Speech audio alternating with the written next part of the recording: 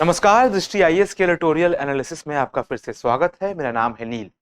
आज का संपादकीय हमने लिया है इंडियन एक्सप्रेस अखबार से, लिखा है अजय शंकर साहब ने, जो टेरी एक शोध संस्थान है पर्यावरण से जुड़े मुद्दों पर, उससे ये जुड़े हुए हैं। शीर्षक है इट्स पे बैक टाइम। किसके लिए पे बैक टाइम? इंडस्ट्रियल इकोनॉमीज, जो दुनिया की सबसे एडवांस्ड इकोनॉमीज हैं, उनके लिए ये पे बैक टाइम है। पे बैक टाइम क्यों कहा जा रहा है? आमतौर पे ये मुहावरा इस्तेमाल होता है कि एक समय तक आपने बहुत बेनिफिट उठा लिए, अब इन बेनिफिट्स की कीमत अदा करने का समय आ गया है। तो माना जाता है कि इंडस्ट्रियल इकोनॉमीज ने इंडस्ट्रियलाइजेशन के बाद जो प्रक्रिया 18वीं शताब्दी में शुरू हुई, उसके बाद बहुत तेजी से प्रगति की, बट उस प्रगति की कीमत दुनिया भर के पर्यावरण ने चुकाई, क्योंकि इंडस्ट्रियल पॉल्यूशन बहुत ज्यादा पैदा हुआ और उसने दुनिया के वातावरण को बहुत अधिक बदल दिया, जिसका रिजल्ट ग्लोबल वार्मिंग के तौर पर देख रहे हैं। तो जिन्होंने सबसे ज्यादा फायदा उठाया, उनके लिए अब पे बैक टाइम आ गया है, ऐसा ये संपादकीय कहता है। एक ब्रॉड एनालिसिस कर लेते हैं। शुरुआत करते हैं अजय शंकर साहब ये बताते हुए कि किस प्रकार से कई आंकड़े हैं जो कहते हैं कि हमने जो टारगेट्स सेट किए हैं अपने लिए कि हम धरती को बचा पाएं, और धरती को बचाने से मतलब है कि हम अपने जीवन को बचा पाएं, धरती को अपने जीवन लायक बना रख पाएं, इसके लिए समय बहुत तेजी से गुजर रहा है। तो वो टारगेट्स अचीव करना क्या संभव है? वो कहते हैं हाँ, लेकिन आसान नहीं है। तो वो टारगेट्स क्या हैं, कैसे संभव हो सकते हैं, उसकी चर्चा इस संपादकीय में की गई है। G20 नेशंस पर जिम्मेदारी है। G20 नेशंस यानी दुनिया की शीर्ष 20 अर्थव्यवस्थाएं, जो कि 70% ग्लोबल कार्बन एमिशंस करती हैं। 70% आप यूं मान लीजिए कि प्रदूषण का कारक हैं, उन पर बहुत बड़ी जिम्मेदारी है। उनमें से अमेरिका पर सबसे बड़ी जिम्मेदारी है। क्यों है, चैलेंजेस क्या हैं, उनकी चर्चा की गई है। फिर चीन पे बहुत बड़ी जिम्मेदारी है। क्यों चीन पे बहुत बड़ी जिम्मेदारी है, क्यों चीन इस जिम्मेदारी को निभा सकने में सक्षम है, निभाएगा कि नहीं वो एक अलग बात है, सक्षम है, उसकी बात की गई है। इलेक्ट्रिसिटी कैसे एक लो हैंगिंग फ्रूट है। लो हैंगिंग एक मुहावरे की तरह इस्तेमाल होता है मानने के लिए। अर्थ भी समझ में आ रहा है कि सबसे नीचे जो फल लगे हुए हैं उनको तोड़ना सबसे आसान होता है। इलेक्ट्रिसिटी में वो बदलाव करना सबसे आसान है जिससे हम इलेक्ट्रिसिटी को डीकार्बोनाइज कर सकें। डीकार्बोनाइज यानी उससे होने वाले कार्बन एमिशन को हम कम कर सकें, वो सबसे आसान है। तो कैसे बिजली में सबसे आसान है? भारत ने क्या तमाम वायदे किए हैं इस क्षेत्र में? क्या भारत की जो कोशिशें हैं वो काफी हैं, अच्छी हैं या नहीं है, इस पर चर्चा की गई है। इसके अलावा चर्चा की गई है इलेक्ट्रिसिटी के ही अगले पार्ट के तौर पर इलेक्ट्रिक व्हीकल्स की। इलेक्ट्रिक व्हीकल्स का इसमें क्या रोल हो सकता है, कैसे दुनिया की जो वर्तमान स्थिति है, मान लीजिए रूस यूक्रेन युद्ध ही ले लीजिए, उसकी वजह से तमाम जो गैस प्राइसेस बढ़े हैं यूरोप में या दुनिया भर में, फ्यूल की कीमतें बढ़ी हैं, पेट्रोल और डीजल की कीमतें बढ़ी हैं, ये आपदा की तरह है अर्थव्यवस्था के लिए। लेकिन क्या इस आपदा में क्लाइमेट चेंज को रोकने के लिए कोई अवसर भी है? तो उसकी बात की गई है। और अंत में वही कंक्लूजन है कि किन किन तरीकों को हमें किस तरीके से फॉलो करना होगा कि हम पर्यावरण में आ रहे बदलावों को रोक सकें, हम धरती को अपने रहने लायक बना रख सकें। संपादकीय की चर्चा शुरू करते हैं। ये पूरी बात ही क्यों हो रही है? जैसा कि अक्सर होता है, सीओपी कॉन्फ्रेंस ऑफ पार्टीज की 27वीं बैठक शर्म अल शेख इजिप्ट में शुरू हुई, ऑनगोइंग है, चल रही है। अब कॉन्फ्रेंस ऑफ पार्टीज के बारे में आप इतना जान लीजिए कि एक United Nations framework for climate change है। ये फ्रेमवर्क बना 1992 के अर्थ समिट में। ठीक है, इतिहास थोड़ा सा जान लेते हैं। 1992 में इस फ्रेमवर्क बना और तय हुआ कि भाई साल 1995 से सारे देश मिलकर बैठेंगे एक कॉन्फ्रेंस में। तो 1995 में कॉन्फ्रेंस ऑफ पार्टीज 1 हुआ। कहां हुआ? बर्लिन, जर्मनी में। और तब से लेकर हर साल देश बैठते हैं, समस्याओं पर विचार करते हैं। कम से कम उससे इतना तो होता है कि पर्यावरण वापस न्यूज में आ जाता है, चर्चा पे आ जाता है, तो लोगों का दबाव भी बनता है सरकारों पर और लोगों में जागरूकता भी आती है। उस लिहाज से अच्छा कदम है। इस साल की मीटिंग हो रही है शर्म अल शेख इजिप्ट में, 27वीं मीटिंग सीओपी 27 की। तो सीओपी 27 में फिर से कुछ वायदे किए जाएंगे। जब वो वायदे हो जाएंगे तो हम उस पर चर्चा कर लेंगे। लेकिन उसी बहाने हम समस्याओं पर एक बार चर्चा कर लेते हैं। तो बताया जा रहा है कि आंकड़े ये कहते हैं कि global warming 1.1 degree Celsius already बढ़ चुकी है। और एक्सट्रीम वेदर इवेंट्स कि वो इवेंट्स जो आमतौर पर होते थे लेकिन कम होते थे, साइक्लोन आते थे, स्टॉर्म आते थे, लेकिन क्योंकि पर्यावरण बहुत तेजी से बदल रहा है तो उनकी संख्या, उनकी फ्रीक्वेंसी बहुत बढ़ गई है और हमें वो सच होता दिख रहा है। भारत में भी तूफानों की संख्या, साइक्लोन्स की संख्या हमने बढ़ती हुई देखी है, बे ऑफ बंगाल की तरफ भी और अरब सागर की तरफ भी। कहा यह जा रहा है कि जिस तरह की अब तक अलग अलग देशों की नीतियां हैं, इस सदी के अंत तक तापमान 2.8 डिग्री बढ़ जाएगा। ध्यान दीजिए, पेरिस में हमने क्या वादा किया था 2015 में सब देशों ने मिलकर कि हम कोशिश करेंगे 2 डिग्री से ज्यादा तो बिल्कुल नहीं सदी के अंत तक, और 1.5 डिग्री पर रोकने की कोशिश करेंगे। लेकिन अभी के हिसाब से 2.8 डिग्री तक तापमान बढ़ने की आशंका जताई जा रही है। अगर ऐसा होता है तो दुनिया विनाश का ऐसा मंजर देखेगी जो उसने आज से पहले नहीं देखा है। तो अगर हमें 1.5-2 डिग्री तक रखना है तो 2030 तक कार्बन एमिशंस को 45% तक कम आना होगा और नेट जीरो तक पहुंचना होगा 2050 तक। नेट जीरो आप टर्म समझ लीजिए, क्योंकि सुनने पे ऐसा लगता है कि कार्बन एमिशंस बंद हो जाएंगे। ये तो संभव नहीं है कि कार्बन एमिशन बंद हो जाए। नेट जीरो में होता यह है कि जितना कार्बन आप उत्सर्जित कर रहे हैं उतना ही अवशोषित भी करें, यानी कि एब्जॉर्ब भी करें। जंगल लगाएं, तमाम दूसरे तरह के तरीके अपनाएं, लेकिन उतने ही कार्बन को वापस सोखें भी। उसी पूरे प्रोसेस को नेट जीरो कहा जाता है। तो संपादकीय कहता है कि 2050 तक हमें नेट जीरो पर पहुंचना होगा पूरी दुनिया को। क्या यह संभव है? अभी लग रहा है संभव है, वो कहते हैं नहीं। क्या ये संभव हो सकता है? संपादक कहते हैं हाँ। कैसे हो सकता है? आगे की चर्चा इसी पे है। G20 जो देश हैं, दुनिया की जो शीर्ष बड़ी अर्थव्यवस्थाएं हैं, 20 बड़ी अर्थव्यवस्थाएं, उनके समूह को हम G20 देश कहते हैं। उसमें 70% एमिशन वहीं से हो रहा है। तो देखिए, दुनिया में लगभग 200 देश हैं, मात्र 20 देश 70% एमिशंस कर रहे हैं। इससे आपको इस बात का भी अंदाजा लगाना चाहिए कि कितनी इनइक्वालिटी है। मात्र 20 देश 70 कर दे रहे हैं और बचे हुए लगभग 180 देश मिला के 30% ही एमिशंस कर रहे हैं। और सबसे ज्यादा एमिशंस कहां से हो रहे हैं? तो अमेरिका और चाइना से। तो अमेरिका और चाइना आने वाले सालों में क्या करेंगे, यही तय करेगा कि इंसानों की, इंसानियत की, ह्यूमन काइंड की किस्मत क्या होने वाली है। क्योंकि इन्हीं देशों में किया जाने वाला डीकार्बोनाइजेशन सबसे ज्यादा असरदार होगा। क्यों? क्योंकि सबसे ज्यादा एमिशंस अभी इन्हीं देशों से हो रहे हैं। कितने हो रहे हैं?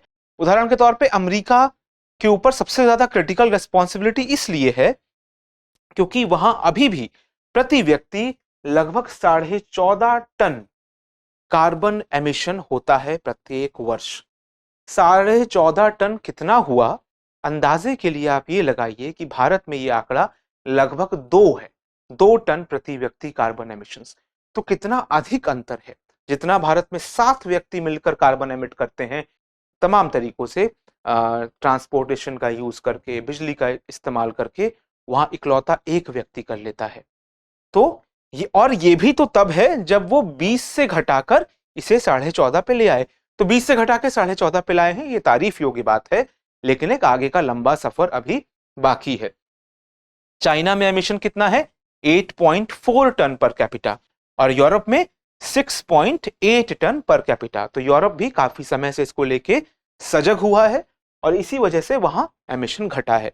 तो अमेरिका को भी कोशिश यही करनी है कि जिस प्रकार से यूरोप ने अपने एमिशंस घटाए हैं पर कैपिटा, इसी तरीके से अमेरिका को भी घटाना है। पर कैपिटा एमिशंस हम इसलिए भी इस्तेमाल करते हैं टर्म, क्योंकि नहीं तो लोगों को यह भ्रांति होने लगती है कि जिस देश में जनसंख्या बहुत ज्यादा है वहां एमिशंस ज्यादा दिखते हैं, लेकिन जिन देशों की जनसंख्या कम है वहां उनके लाइफस्टाइल की वजह से अगर एमिशन ज्यादा है तो फिर उन देशों पर जिम्मेदारी ज्यादा होनी चाहिए।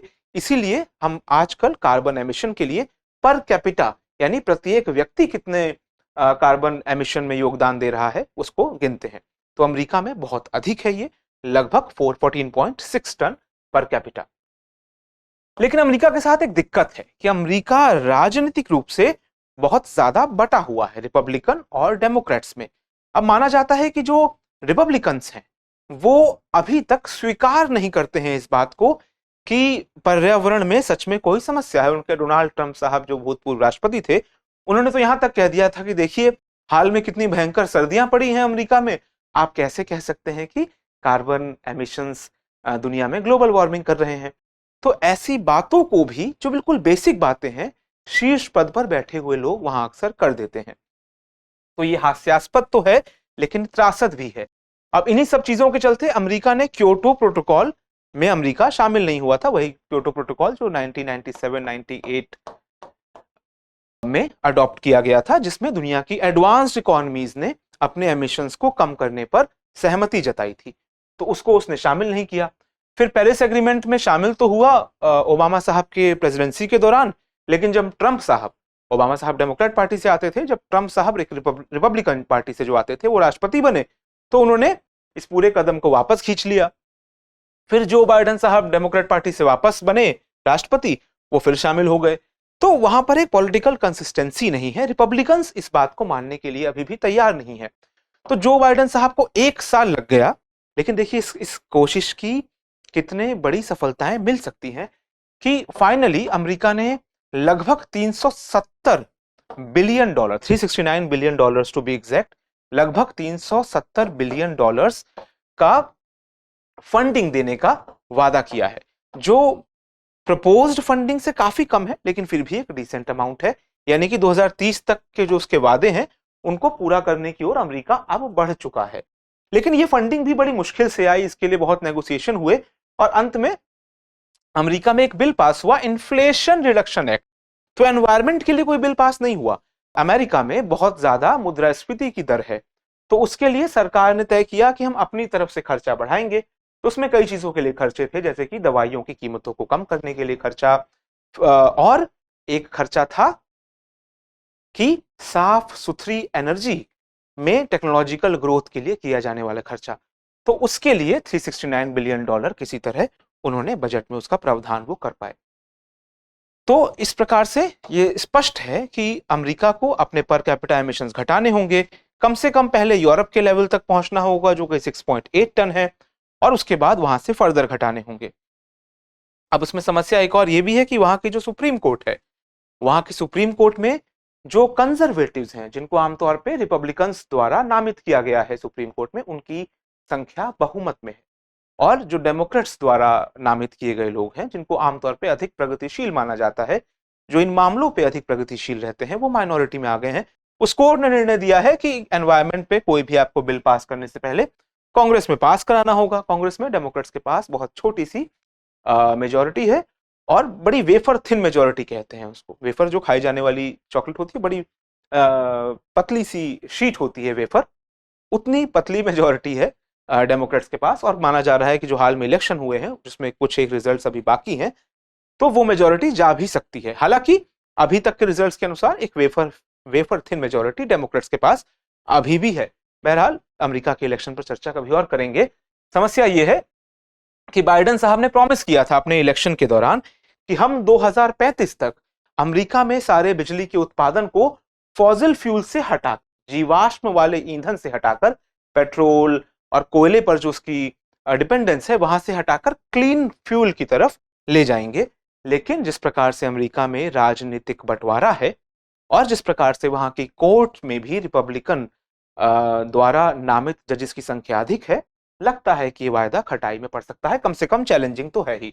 तो सबसे बड़ी उम्मीद इसी बात से है कि रिपब्लिकन्स में भी इस बात की समझ डेवलप हो कि दुनिया को बचाना, मानवता को बचाना, पार्टी के उसूलों से या पार्टी की सोच से आगे की चीज है। ये ना सिर्फ राष्ट्रीय बल्कि अंतर्राष्ट्रीय समझ का मुद्दा है। खैर, अमेरिका पर काफी बात हो गई। अब आते हैं चीन पे। चीन दुनिया की फैक्ट्री माना जाता है। अब नाम में ही छिपा है कि अगर दुनिया की फैक्ट्री माना जाता है, तो बहुत अधिक वहां से उत्सर्जन भी होता है, एमिशन भी होता है। उसने देखा कि पश्चिम कह रहा है कि 2050 तक हम कार्बन न्यूट्रल हो जाएंगे। कार्बन न्यूट्रलिटी क्या होती है मैंने आपको समझाया। तो चाइना ने कहा कि वो लोग 2050 तक हो जाएंगे, तो 2060 तक हम भी हो जाएंगे। हालांकि चीन इस बात में सक्षम है कि वो पहले, उनसे भी पहले कार्बन न्यूट्रल हो सके। चीन सक्षम इसलिए है क्योंकि साउंड करता है कि ऐसा संभव कैसे है, दुनिया के सबसे अग्रणी देश अगर 50 तक कह रहे हैं तो चीन उनसे पहले कैसे कर सकता था? चीन तो कम इंडस्ट्रियलाइज्ड होगा। चीन क्योंकि देर से इंडस्ट्रियलाइज्ड हुआ, तो उसने जिस प्रकार से अपनी तकनीकें डेवलप की हैं और जितना टेक्नोलॉजिकल पावर हाउस वो बन चुका है कई क्षेत्रों में, चाहे सोलर के क्षेत्रों में या दूसरी एनर्जीज, क्लीनर एनर्जीज के क्षेत्र में, उसके पास वो तकनीकें हैं कि वो जल्दी शिफ्ट कर सके ग्रीन एनर्जी की तरफ।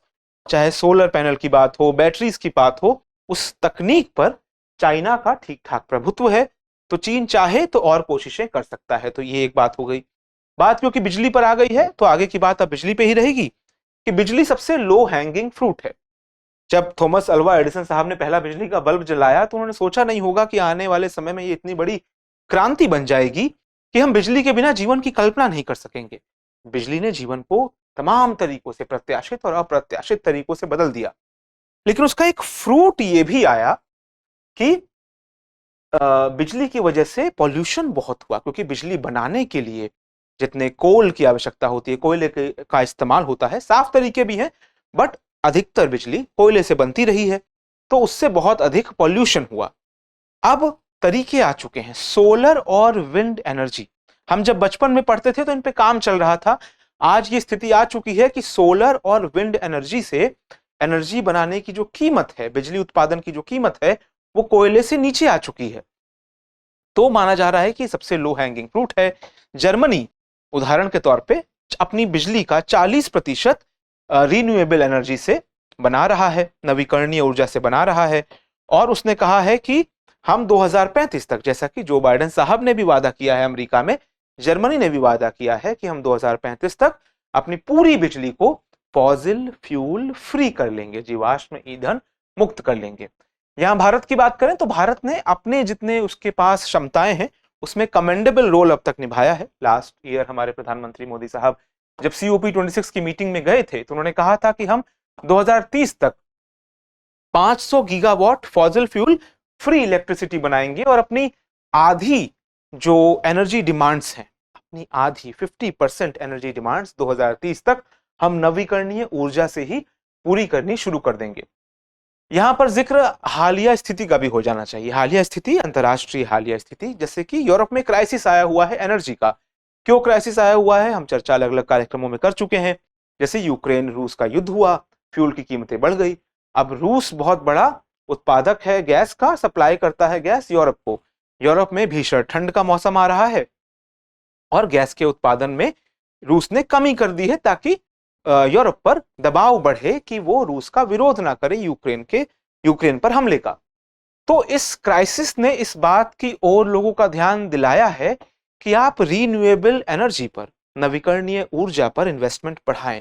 यूरोप के लिए ये बात और मानीखेज इसलिए हो जाती है क्योंकि उसके पास वो फाइनेंशियल रिसोर्सेज हैं, वो पैसा है जिसको लगाकर वो नवीकरणीय ऊर्जा की ओर मूवमेंट कर सके। पैसे की बात बार बार इसलिए होती है क्योंकि ये मूवमेंट आसान नहीं होता है। पिछले 150-100 सालों का जो इतिहास रहा है अधिकतर अर्थव्यवस्थाओं का और कई अर्थव्यवस्थाओं का इससे भी ज्यादा 150-200 सालों का इतिहास, उसमें पूरा सिस्टम जो डेवलप हुआ है वो जीवाश्म ईंधन पर केंद्रित है। जब आप चाहे इंजन हो, चाहे गाड़ियां हो, चाहे बिजली प्रोडक्शन हो, तमाम चीजें जीवाश्म ईंधन पर केंद्रित हैं। जब आप ये ट्रांजिशन शुरू करते हैं जीवाश्म से नवीकरणीय की ओर, तो वो पूरे सिस्टम को बदलना होता है, उसमें बहुत पैसा खर्च होता है। वो पैसा खर्च करने की क्षमता, और केवल वहीं पे पैसा, ट्रांजिशन में ही पैसा खर्च नहीं, नई तकनीक को की खोज में, उसके इनोवेशन में, नवाचार में लगाने के लिए पैसा यूरोप और अमेरिका जैसे देशों के पास बहुत अधिक है। तो यूरोप के पास वो संभावना भी है कि उसके पास पैसा भी है और वो संकट भी झेल रहा है। तो दुनिया की जो एडवांस्ड इकोनॉमीज हैं, चाहे अमेरिका हुई, चाहे यूरोप हुआ, चाहे चीन हुआ, जापान हुआ, साउथ कोरिया हुआ, इनको एम करना चाहिए कि वो 2030 तक अपने इलेक्ट्रिसिटी सिस्टम को कार्बन फ्री कर सकें।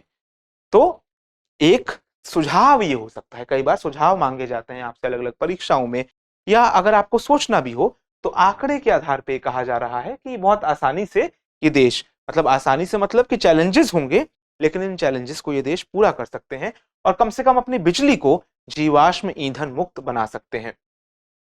और इसका एक और फायदा क्या होगा कि दुनिया में कहा जा रहा है कि रिसेशन की आहट आ रही है। रिसेशन यानी कि डिमांड्स कम हो रही हैं, डिमांड्स कम हो सकती हैं, दुनिया की सारी अर्थव्यवस्थाएं शिथिल पड़ने वाली हैं। तो ऐसे में अगर बहुत सारा इन्वेस्टमेंट रिन्यूएबल एनर्जी पे किया जाता है, तो ना सिर्फ नई तरह की डिमांड पैदा होगी, बल्कि रिसेशन के खतरे से भी उभरा जा सकेगा, नए नए तरह की नौकरियां पैदा होंगी, नई नई इंडस्ट्रीज पैदा होंगी। लेकिन इसमें ध्यान रखना पड़ेगा कि जो फॉसिल फ्यूल लॉबी है, जैसे कि फॉसिल फ्यूल में आमतौर पर माना जाता है पेट्रोल, उदाहरण के तौर पर ले लीजिए, ओपेक देशों का इस पर बहुत बड़ा नियंत्रण है। ओपेक जो देश है, समूह है। लेकिन जितना बड़ा दबाव ओपेक देशों का है या कंट्रोल ओपेक देशों का है, उतना ही बड़ा दबाव 7 बड़ी कंपनियों का भी है, जिनको बिग ऑयल कहा जाता है। ब्रिटिश पेट्रोलियम उसका एक उदाहरण है, शेल कंपनी उसका एक उदाहरण है। इस प्रकार की कई कंपनीज हैं। तो इन कंपनीज की लॉबी काम करती है, जो इस तरह के कानूनों को, जो जीवाश्म ईंधन की बजाय नवीकरणीय ऊर्जा को बढ़ावा दे रहे हैं, उनको उभरने से रोकती है। तो एक चैलेंज ये भी है, चैलेंज महज ये नहीं है कि आपको बहुत पैसा खर्च करना है, नवाचार करना है, इनोवेशन करना है, लोगों की सोच बदलनी है। आपको इन चैलेंजेस से भी परे जाना है, इनके प्रति सजग रहना है कि बिग ऑयल की जो लॉबी है उसके परे कैसे जाया जाए। और वो बिग ऑयल की लॉबी सोचिए पैसेंजर व्हीकल्स जैसे सेक्टर में भी काम करती है, क्योंकि अगर सारे पैसेंजर व्हीकल्स कल को इलेक्ट्रिकल व्हीकल्स में कन्वर्ट हो गए तो ऑयल की डिमांड कितनी ज्यादा घट जाएगी।